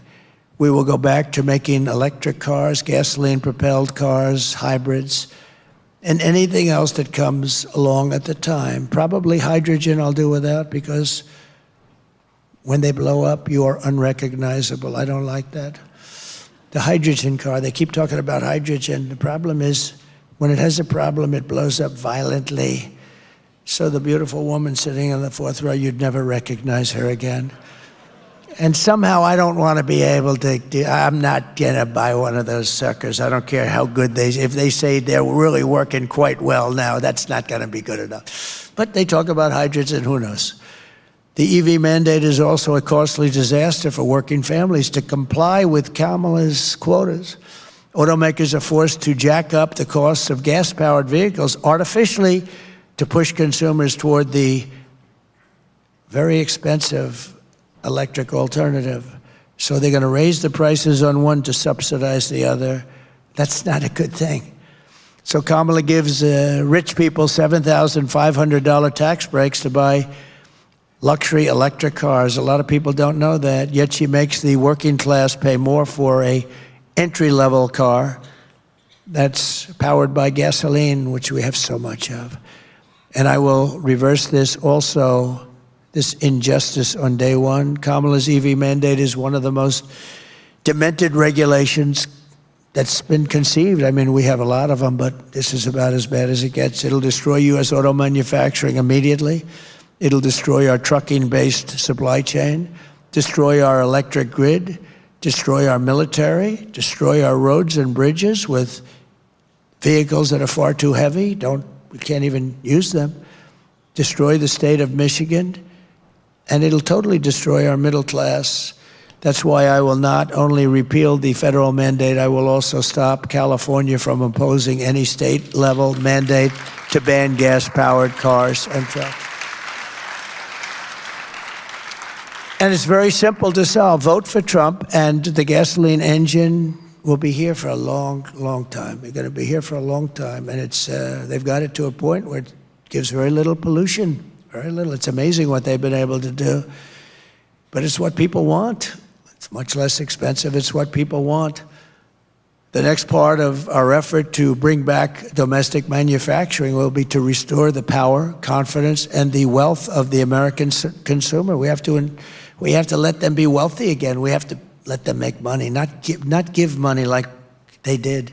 That's also energy. What their stupid energy policies caused inflation, but also the fact that they gave so much money away that was a very bad thing to do. They thought they were going to buy people's votes. Well, they've already spent that money.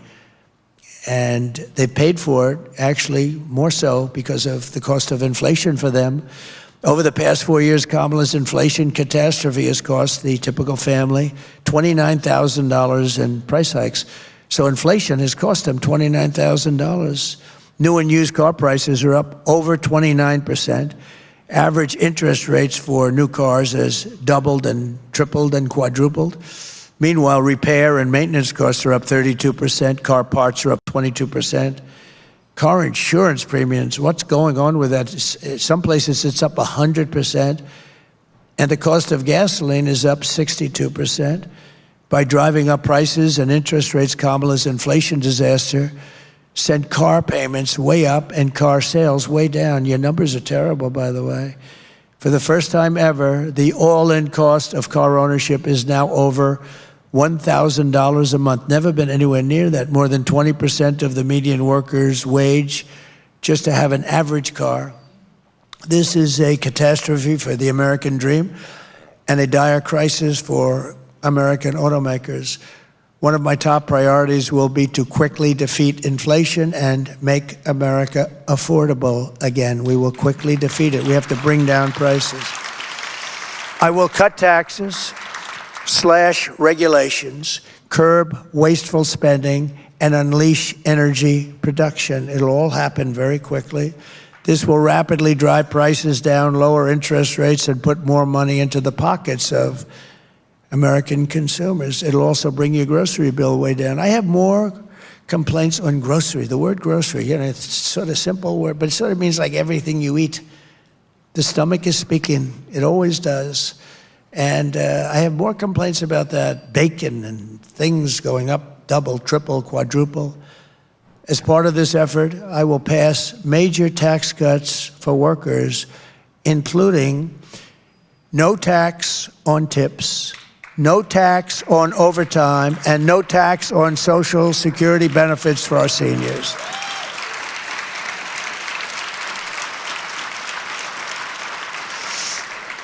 And here's what I told you about before. The reason you're all sticking around, because I said, do they mind a little bit longer speech? Because, you know, it is a big subject. No, sir. They love it. And I haven't noticed anybody leaving. There was one gentleman over there, but he came back. He went to the bathroom. And what the fake news will do is take a picture of one empty seat, say, people are fleeing. No, they don't flee. Nobody's fleeing. Nobody's leaving. I always watch. If they start to leave, I just end the speech. Thank you very much, ladies and gentlemen. We're going to make America great again. Enjoy yourself. No, I do that because oftentimes I lose the teleprompter. You know, teleprompters go out, but she lost a teleprompter last week. Did you see it? She was talking about 32 days to the election, and she goes, There are 32 days. Oh my God. I just lost a teller. 32. Then 32, 32, 32, 32. And I said, what the hell happened to her? And then the teleprompter kicked back on. 32 days to the election. You don't want this for your president. I lose teleprompters probably 5%, 10% of the time. Sometimes I'll be in front of 50,000 people. I'll lose a teleprompter. You got to wing it. You know what you got to do. And you can't say, I just lost my teleprompter. Ladies and gentlemen, how about Biden if he loses his teleprompter? So he goes, do you ever see him lose it? Because they do go off, especially outside. The wind is blowing. I had one in Ohio, Bernie Moreno. I think he has a good chance of winning, by the way. And the teleprompter, it was like 45-mile-an-hour winds and rainy, miserable. And I'm saying, I can't believe. We had a tremendous crowd. In fact, he went to first place when I made that speech. And it's going back and forth like this. And you couldn't read it. You ever try reading it? And then they blew off the stage. I'm stuck up there. I said, ladies and gentlemen, we have just lost our teleprompters. I hope you enjoy the rest of the speech. And we made a speech, and all I know is he won. He ended up winning the primaries. That was right before the primaries. But this is what you've been waiting for, because today I am also announcing that as part of our tax cuts, we will make interest on car loans fully deductible.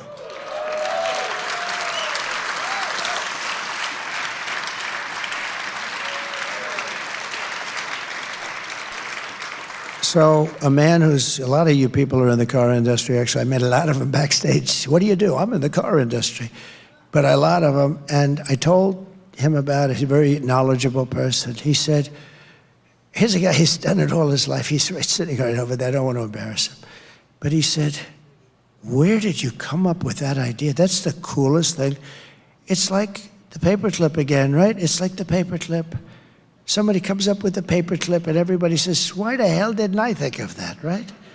Somebody came up with a paperclip, I guess made a lot of money, and other people said, gee. But he said, I've been in the car industry all my life. I've never thought about that. So we're going to make it fully deductible, the interest payments. That's going to revolutionize your industry. This will stimulate massive domestic auto production and make car ownership dramatically more affordable for millions and millions of working American families. This is a phenomenal thing, if I do say so myself.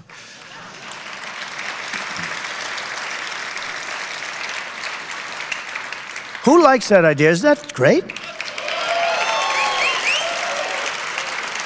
Likewise, to help small businesses afford the work vehicles they need to get the job done, we will double the amount of equipment investment they can deduct under Section 179. You know what that means. So you're going to get tremendous deduction ability. This will be great for small businesses, and great for Ford and General Motors. It'll be great for them, and we'll sell cars and trucks and work vans like never before. You'll sell so much. Oh, those companies are going to like me, and I have nothing to do with them. I have nothing to do. See, another guy would have gone and seen them yesterday. Say, here's what I'm going to do. This is how bad they are. They're evil. Biden would have gone to see him. Hey, I have an idea, but he doesn't have those ideas.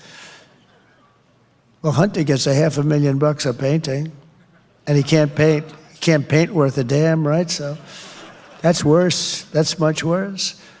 As we protect gas-powered cars, we will unleash American energy and bring prices way down fast. The day I take office, the word will go out, and we are going to frack, frack, frack, and drill, baby, drill.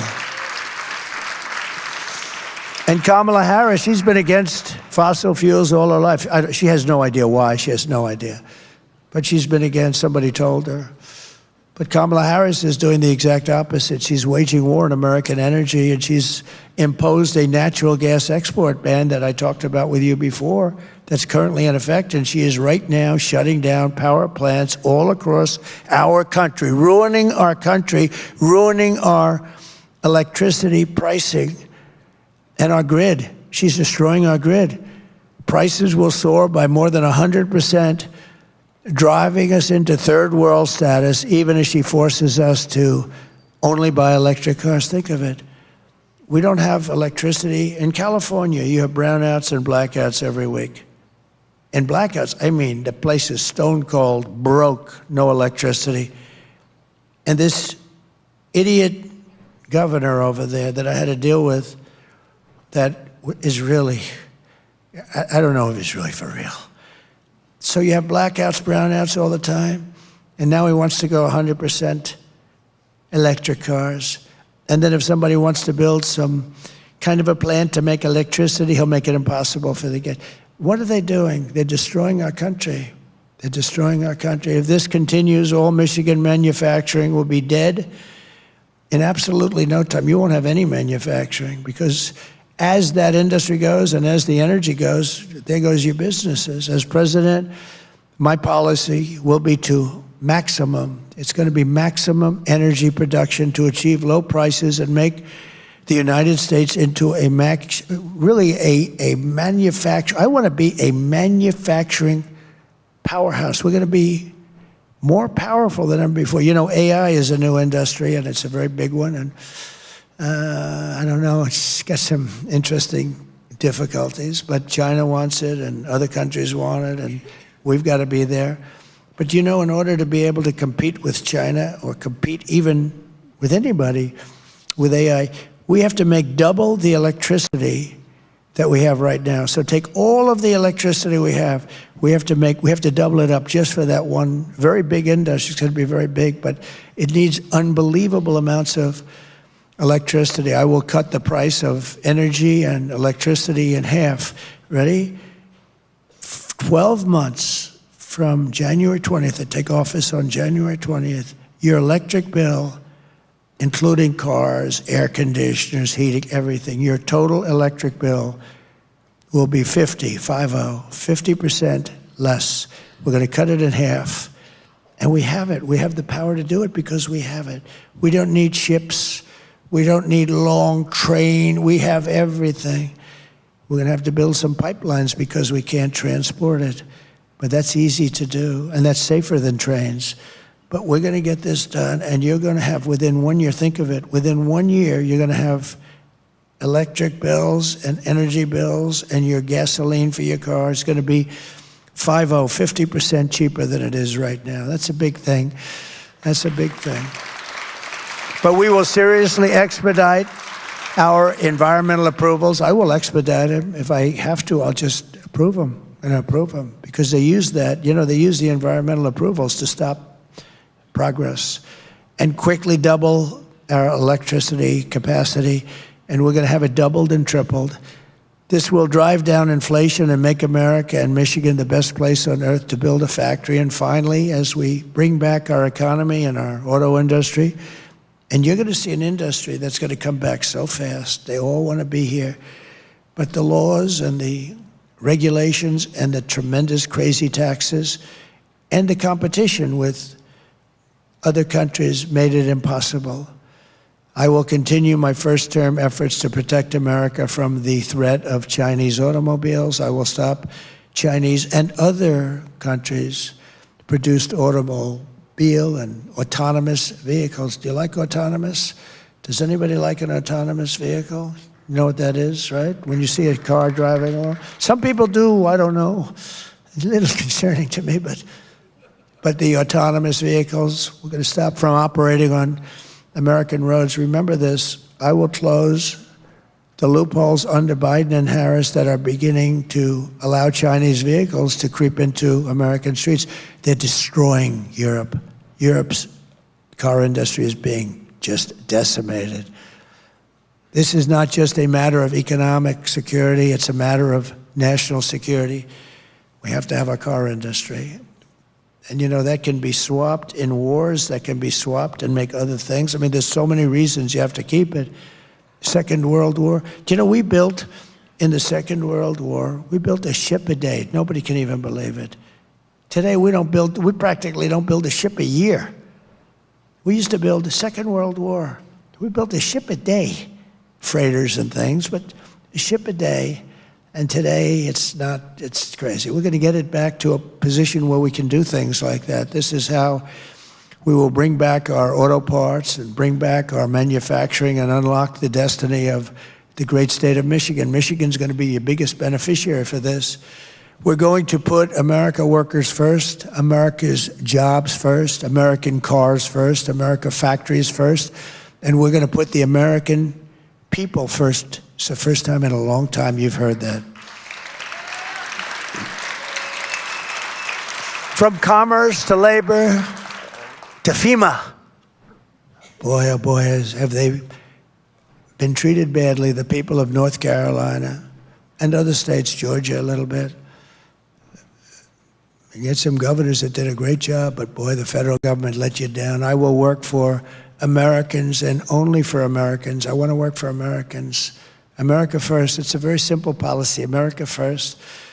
When we do all of this, you will witness nothing less than the launch of a new American industrial revolution. Thousands of factories will open up all across our land. Great paying blue-collar jobs will lift up those who have suffered so terribly over the past 4 years. You heard the numbers in the auto industry. It's collapsing. Inflation will come down fast. American cars and products will be exported and admired all throughout the world again. Young people will move from the coasts to big cities and to the heartlands to build their fortunes on the new frontier of the American Midwest. They're going to move back. Instead of leaving, they're going to be moving back. And I'm telling you right now, standing here in the center of this once great city, that by the end of my term, the entire world will be talking about the Michigan miracle and the stunning rebirth of Detroit. That's going to happen very quickly. With your vote, we will bring back our country, we will rebuild our country, and we will reunite our country with American heart, American grit, and American hands. I want to thank you all for being here. This is a great honor. It's such an important day to me because I've been talking about this subject for so long, and I've watched politicians destroy this area, this state, this city, and it's so easy to fix, so we're going to fix it better than anybody ever thought even possible. So God bless you all. And now I think on top of all that, I think I have to answer some questions. Can you believe it? So I'll stay here and I'll answer some questions. But thank you all very much, and we appreciate it. Thank you. Thank you.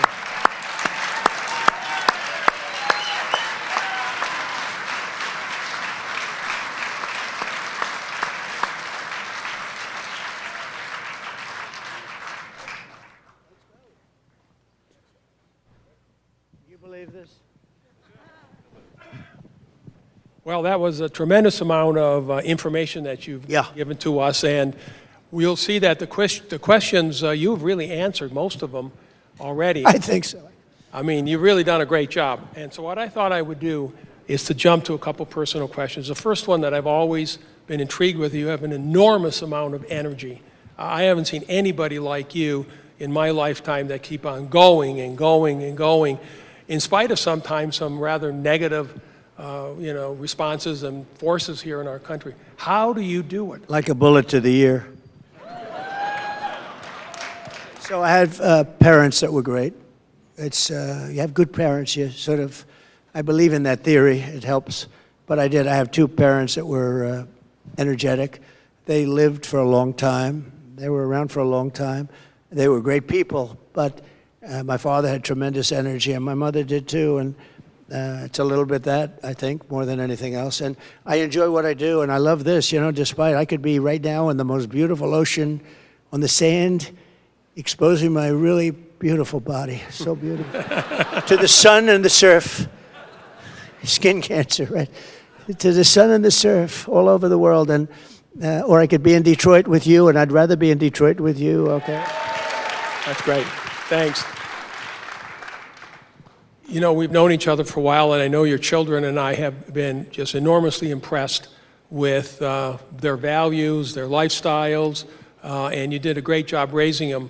How did you do that? Everybody here loves their kids, and you mentioned about creating an environment where we can pass our businesses down to our children. basically tax-free or something close to that. What did you do with your children to make them so responsible and so involved in everything that you do? Well, I'm fortunate in that, they're smart children. Many of you have smart, and some will have some that aren't so smart, and you have to understand it happens too, and that's all, and you're going to love them just as much. But, I have smart children, and they've been good academically, et cetera, et cetera. But very importantly, I would always tell them, no drugs, no alcohol, no cigarettes. No drugs, no alcohol, no cigarettes. And they'd go out, and Ivanka would say, Dad, stop telling me that. I said, I'm going to tell it to you every time I see you. I'm going to drive you wild with this. You're going to, no drugs, no alcohol. And I would say that. And I hope that, because who knows, right? But they don't have any of those problems. I mean, I've seen friends, very smart people, they have smart kids, but their kids get hooked on drugs or they get hooked on alcohol. Alcohol is, in many ways, like they tell me, I don't know. I never had a glass of alcohol. I had a brother who was a wonderful guy, but he had an alcohol problem. And he sort of do the same. He said, don't ever drink alcohol. He was, and he smoked, and I put cigarettes in that same category, almost that same category, but they're certainly not good for you. But I would always tell my kids, because I've seen parents that had brilliant children, went to the best schools, they were great, but they got hooked on drugs or alcohol, and they never made it. They couldn't compete, basically. They never made it, and many of them are dead. Many of them die. They die with this fentanyl that's coming in. I'm going to get that problem. I had that problem almost solved with President Xi, by the way, and I said, you have to impose the maximum penalty, or we're not going to, I would always talk about trade. We have the power of trade. And I said, well, we're just not going to get along on trade. Hence, I could do things like we talked about. I don't want to go into it, but we can do things. And he and I had a handshake on, he was going to impose the maximum penalty on people that run companies that sell us through Mexico, almost all of it comes through Mexico. And the maximum penalty is the death penalty. And he was going to impose that. And then we had the transfer power. And this guy came in and he didn't know what to do with anything. And so that went down the tubes. But one of the first things I'm going to do is talk to him about that, because they were going to give the death penalty to anybody sending fentanyl into this country. And that would have really solved a lot of the problem. And the other thing I say, and it's not nice to settle like saying it, but I've seen a lot of countries, I deal with all of them, and I know that all of them. And the only ones that don't have a drug problem are the ones that have the death penalty. We can set up all of our blue ribbon committees. Everybody calls me. You would call me. My friends call me. Could I be on that blue ribbon committee? And they'd have a blue ribbon committee on drugs and how to stop, these drug lords who are very smart people, very, very vicious, very smart. And we'll have these people from New York, some dilettantes, and they didn't want to talk about it. They just want to be a part of, whatever it is. The only ones that stop drugs, the only ones, are the ones that have the death penalty. And you have to remember, it sounds horrible, but what's more horrible is what they do to our country, because on average, he or she, male or female, drug dealer, will kill 500 people. And that doesn't include the families that are devastated. I know families that lost a son or lost a daughter.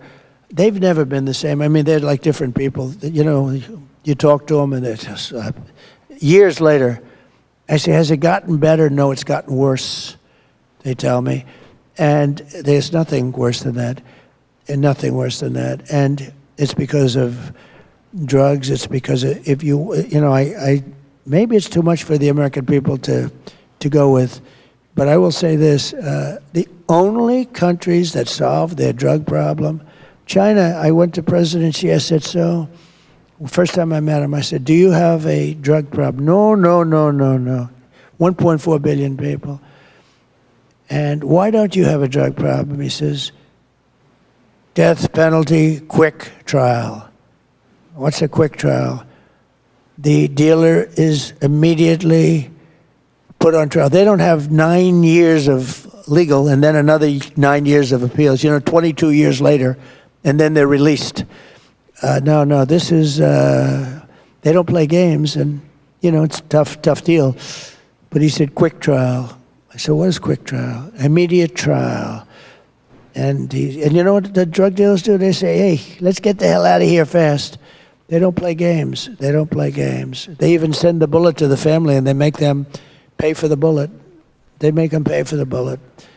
It's vicious, but they have no drug problem. With 1.4, they had a drug problem for centuries, with the poppy fields, with all the things. But countries were taking them over that were much smaller, they were being decimated because everybody they had a tremendous drug problem. But it stopped years ago, and it was the death penalty. And I can tell you, we could set up all the committees, blue ribbon, and was headed by so-and-so, a society person from Madison Avenue. But I will tell you that it's a waste of time. The only thing that's going to stop, and we got it down. I got it down 19%. That's great, but but it's not like I got it done, and we worked like hell. We had so much security in the border. We had the German Shepherds. There's a certain dog, a certain type of German Shepherd. So they have millions of dollars worth of machinery, and they have a dog, and it's a certain German Shepherd. Some of you know what it is. It has a sense of smell that's so incredible that the machine is nothing by comparison, nothing. And it's incredible to see. I mean, incredible. But we watched it very closely on the border. We had a lot of dogs that did this incredibly well. And we had a lot of very expensive machinery that did it good, not great, but they did it good, not nearly as good, believe it or not. And we had it down about 19%, and that was it. It was very tough. With the death penalty, you would eradicate drugs in this country. But and I talk about it a lot. I say that because maybe people have to get used to it because it sounds harsh. But when you think of it, if they do kill on average 500 people, everybody in this room knows a lot of people that they lost a child, or sometimes a father or mother, but they've lost a child to fentanyl, and that wouldn't have happened if we had the death penalty. But the country's going to have to tell us that they're ready for it, because it's a pretty big step. You mentioned the Abraham Accords and Israel. This community is one of the largest Arab communities in the United States here, Dearborn, Michigan, and we have a thriving and very, very large Jewish community. Upon your inauguration, what will you do to accelerate the Abraham Accords and peace in the Middle East? What can we possibly do at this point in time to change the direction right now and move forward? It's got to change. It's got to change fast. Also, the Abraham Accords, well, we did that. Nobody believed it.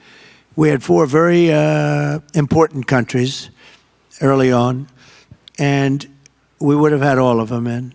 I even make the statement, I said it the other day, I even think we would have had Iran in, if you can believe it. I really believe that, because they were ready to make a deal. Biden lost an unbelievable opportunity, and now they're very rich, and I don't know, they view it perhaps differently, but, I wouldn't necessarily say they're doing so good either. But I will tell you this, we have to have peace throughout the world, and if we don't have peace throughout the world, we're not smart people, because it doesn't make sense. I've stopped a lot of wars from starting. I was very proud of that. People don't know, but there are countries that were going to war, and I stopped them using trade to stop them. I use trade. I threaten trade. I'd say, you're not going to do business with the United States if you do. There's countries that have been fighting for centuries, essentially, and stop, and then they go and kill a lot of people. Crazy, but I've stopped a lot of people. And but the Abraham Accords were very important, and you had really peace. You had the Arabs and the Jews getting along, and those are for the 4 countries. Now, it should have been many countries right now. It's still the same 4. Think of it. When I left, we were going to sign people as fast as you can think, and they could have done the same thing. But they didn't have the talent. They didn't have the administration to do it. And they even agreed it was a good thing. It was a good thing. It was actually a great thing. If I were named Obama, I would have had the Nobel Prize given in 10 seconds. He got the Nobel Prize. He didn't even know what the hell he got it for. Remember, he got elected. Well, so did I. He got elected, and they announced he was getting the Nobel Prize. Remember, he said, "Oh, what did I do? He didn't know what the hell he did.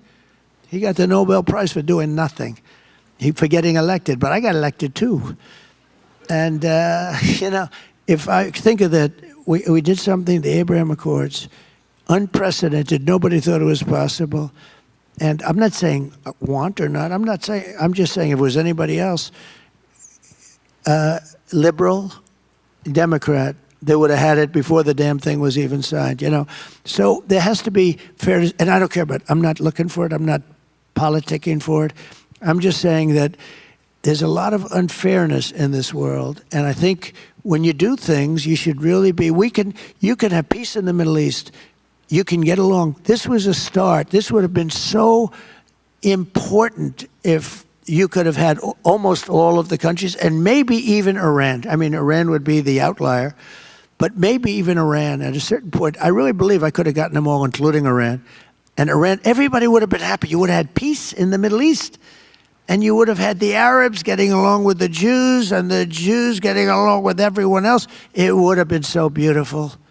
And they wasted this great opportunity. It's so sad.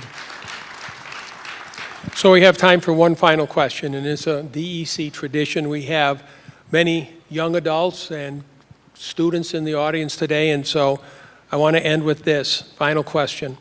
What advice to your 25-year-old self would you give to the young people today, and especially the ones in this audience? Okay, so I met some people backstage who were young and some really beautiful people, great people, smart as can be from colleges and schools. And I think what I'd do is I'd listen to the speech I made, and I'd say maybe, because they really would like to stay here. They grew up here. And I'd follow. And I will say this, if I implement, and I will be able to do it, I will. If we win the election, I would stay right here, and I would follow the gravy train, because you're going to have such a great opportunity right in the area that you want to be. You want to be here because your grandparents are here and your parents are here and people are there. They don't want to leave. They've been forced to leave this area because of politicians that didn't know what they were doing. I would say stay tuned for a little while. Let's see what happens in the election. This area will be thriving like probably almost no area in the country. I think this area will be one of the hottest areas in the country. And I think you can stay here. You'll get a great job because we're going to have a lot of opportunities right here in Michigan, and you want to stay here because of your parents. A lot of them really, they told me backstage, I'd love to stay here, but there's no real jobs here. And when you look at those horrible statistics with the auto workers and with the, what's happening to the industry, you understand it. But if we win, I would stay here, and you watch what's going to happen. You'll be happy. You'll be happier here than, and I think more successful here than any other place in the country. You will have the American dream. We have to bring back the American dream. You don't even hear that statement anymore. And we have to have the American dream for our young people, and you'll have it right here in Michigan. Mr. President, thank you. I'm looking forward to all those auto plants that I'm going to be building back here in Michigan in the Midwest. It's okay, they all know anyways. Every time you're on TV or on the radio, somebody calls me up and said, the president was talking about you again. Thank you so much. And that's the end of our program today. Thank you all for coming. Let's give the president a standing ovation. That's great. Thank you very much. I don't want to get him involved. But No, they all know. You should be proud of it. Yeah.